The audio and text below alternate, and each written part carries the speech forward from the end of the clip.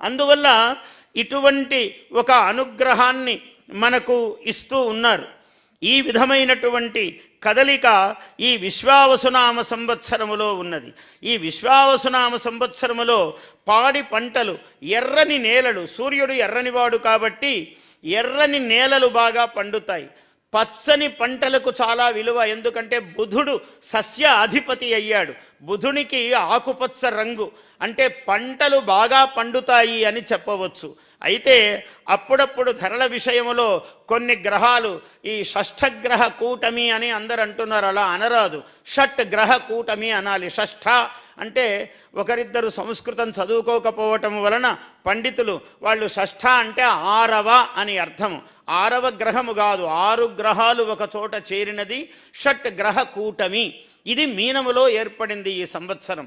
మీనములో shut గ్రహ కూటమి ఏర్పడటం వల్ల ఒక సౌభాగ్యం కూడా ఏమున్నదంటే 6 గ్రహాలు కలవటం అన్నది కొంచెం ఇబ్బందికరమైన అరిష్ట సూచకం అని అందరూ అంటున్నారు. నేనేం భావిస్తానంటే 6 గ్రహాలలో 4 గ్రహాలు చాలా బలహీనంగా ఉన్నాయి.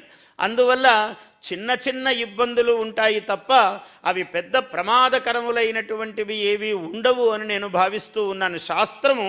శాస్త్రం ఉంటుంది, దాన్ని సమన్వయము చేసుకోవటములోనే మానవుని యొక్క జ్ఞానము, శాస్త్రజ్ఞుని యొక్క విజ్ఞానం ఉన్నది. అందువల్ల ఈ షట్ గ్రహ కూటమి అన్నది నిన్న రాత్రి ఏర్పడినది, మనకు అమావాస్య నాడు మీనములో ఏర్పడినది. అయినా దీనివల్ల ప్రమాదము ఏదో చిన్న చిన్న ఇబ్బందులు, ఏ ఇబ్బంది లేకుండా ఏం వడ్డించనివిస్తారా అండి? మానవుడి జీవితం అంత సోమరిపోతులమా? మనం హాయిగా కష్టపడి జీవితాన్ని గొప్పగా సాధిస్తే గొప్పగాని ఊరికే కూర్చొని అన్నం తింటే సోమరి అయి పొట్ట పెరిగి వాడికి ఏం ఆరోగ్యం ఉంది? అందువల్ల భగవంతుడు కూడా దాన్ని మెచ్చడు ఎప్పుడూ కూడా. అందుకని ఈ షడ్గ్రహ కూటములు ఇట్లాంటివి పెడుతూ ఉంటాడు అప్పుడప్పుడు పరమేశ్వరుడు, వాటిని స్వీకరించవలసిందే. ఈ సంవత్సరం విశేషం ఏమంటే ఏర్పడినటువంటి సింహలగ్నానికి కన్యాలగ్నానికి వర్షలగ్నము జగల్లగ్నము చూసినప్పుడు గురువు చాలా గొప్పగా ఉన్నాడు. అంటే విద్యాభివృద్ధి, రాష్ట్రంలో విశేషమైనటువంటి విద్యాభివృద్ధి జరుగుతుంది.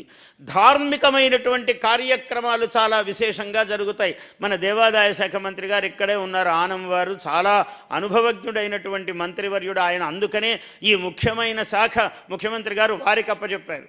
ఎందుకంటే ఇది చాలా విశేషం, ఈ శాఖ చాలా అవసరమైనది. భగవంతుడి యందు భక్తి ఉన్న మానవుడే గొప్పవాడు అవుతాడండి ఎప్పుడూ కూడా. అందువల్ల అటువంటి భక్తికి సంబంధించినది మన దేవాలయాలు, మన ధనాగారాలు. దేవాలయం మన సంస్కృతికి భాషకు నిలయాలు. గురువు అలా ఉండటం వల్ల భాగ్యస్థానములోనూ దశమస్థానము అవుతాయి ఈ సింహ కన్యా లగ్నములకు. అందువల్ల భాగ్యము అంటే అదృష్టము, దశమం అంటే వృత్తి రాజ్యస్థానము.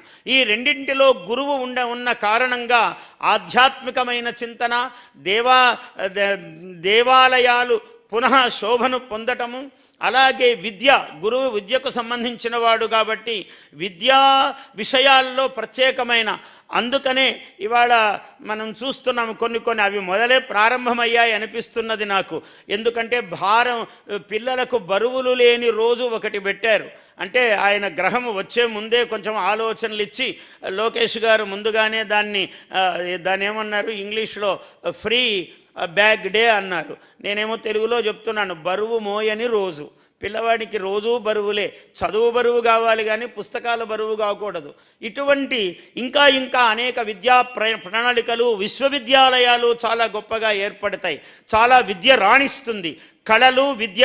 ఇంతదాకా మన మురళీకృష్ణ చెబుతూనే ఉన్నాడు, ఈ ఉగాది కొత్త ఉగాది, అద్భుతంగా కళలు ఇంతవరకు ఎప్పుడూ చూడలేదు. మళ్ళీ ఇంతమందికి సత్కారము, విద్వాంసులకు, కళాకారులకు, వాళ్ళందరికీ గొప్ప సత్కారాలు అని చెప్తూ ఉన్నాడు. నిజమే కదా? ఇది ఈ ఉగాది యొక్క విశేషములో ఇవన్నీ జరుగుతూ